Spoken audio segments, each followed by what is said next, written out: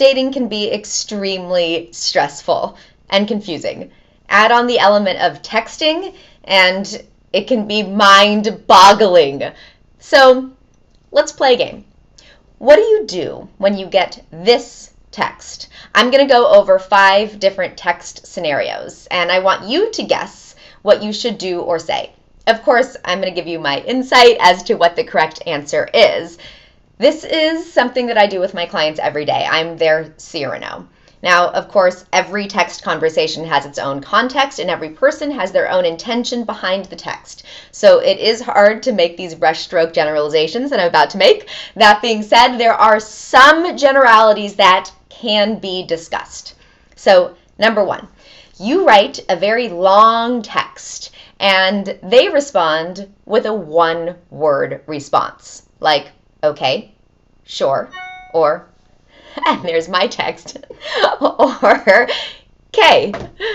It's so hard to tell what a person means when they say okay, sure, or K. So either they are A, in agreement, B, busy, C, don't care, or D, all and any of the above. Well, the answer is all and any of the above. The danger of text is that they generally give you no indication of tone. And because you don't know the person well enough, it's really hard to guess what they meant to communicate in that one word. So we often place our own assumptions and meaning onto the cryptic message, giving it a negative or positive tone of our own. If you're confused, have a conversation about it. When you see them, say, when you respond with sure, are you saying sure, or sure, or sure? Tell them that for you, you would prefer a response like sounds great. Okay, now what about a 1-word text with a period after? Okay, period. Sure, period. K, period. Adding a period oftentimes means they're upset.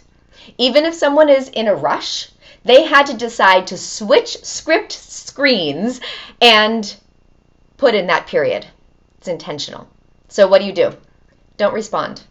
Getting defensive, over-explaining, or laying on the niceties can actually backfire. The other person is likely already worked up, and there is no reason to engage in emotional texting. If you're interested in continuing the conversation, either do it in person when you have plans, or you can text saying, do you have time to talk later today? 7 p.m. works for me, let me know. The reason why you're saying 7 p.m. works for me, let me know, is it's not just do you have time to talk, ... You're giving them a time and then saying, and I'd like an answer, so let me know. Then you can explain and clarify. Number 2, when you respond to a text, if the phone is in your hand, A, immediately, or B, in a few hours.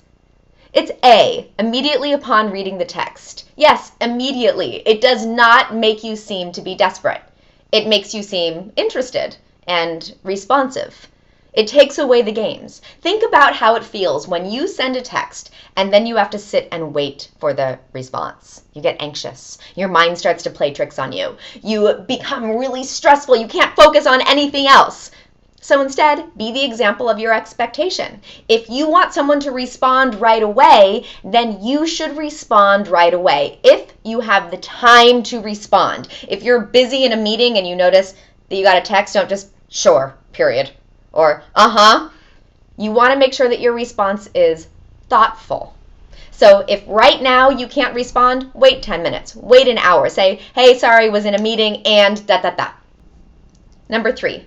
What if a text conversation abruptly ends mid-conversation? Should you assume that A, they got busy, B, you said something very offensive, or C, they got bored? A, assume that they're busy. So what do? Send a text saying, hey, I assume that things got busy. Let's continue the conversation on Wednesday when we see each other. The reason is that the reality is life is busy and complicated and things are being thrown at us. We might all of a sudden have to get in the car. We get a phone call. Our baby's crying. Something happens that diverts our attention away from the text. And whereas while you're on the phone with someone, you might say, hey, gotta go, click. With text, it's just, oh, I'm done, put it away. Number 4, what if you don't get a response for a day?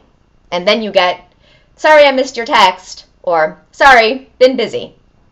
A, believe them, or B, assume they aren't interested. The answer is B. Assume they aren't interested and let them show you otherwise. If you get needy or defensive, you'll be doing the exact same thing, which is pushing them away. Instead, just be cool. Let them come to you and make them want to come to you. Number 5, you thought you had a really good date. You wrote a thank you text. They responded with a thank you and said, yeah, let's get together again soon, ... And then no future plans were actually set, and you don't hear from them again. So is it A, bad timing, B, they're blowing you off, C, they're dating multiple people at once, or any of the above? Well, it's any of the above. Sometimes you have a great date, then the rest of the week or two is so crazy busy, and you forget what a great time you had with them.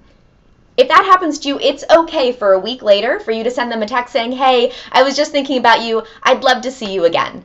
If they don't respond to that text, then you know they were blowing you off. And that's okay too. It's all right to have the all in, unattached attitude. And that's what that final text would be, right? You're saying, was thinking about you, would love to see you again. You're all in. You're putting yourself out there. That's okay. You're also unattached to the response. If they don't respond at all, or if they respond and say, hey, just started dating someone else, that's okay. That's the nature of early dating. If you liked this video, please like it, comment, and subscribe to my channel. If you've already subscribed, thank you. I so appreciate you. You can also go to my website, laurelhouse.com, where you can learn about working with me. You can follow me on Instagram at laurelhouse, on Twitter at datinglaurel, and thank you so much for watching. I hope to see you again soon.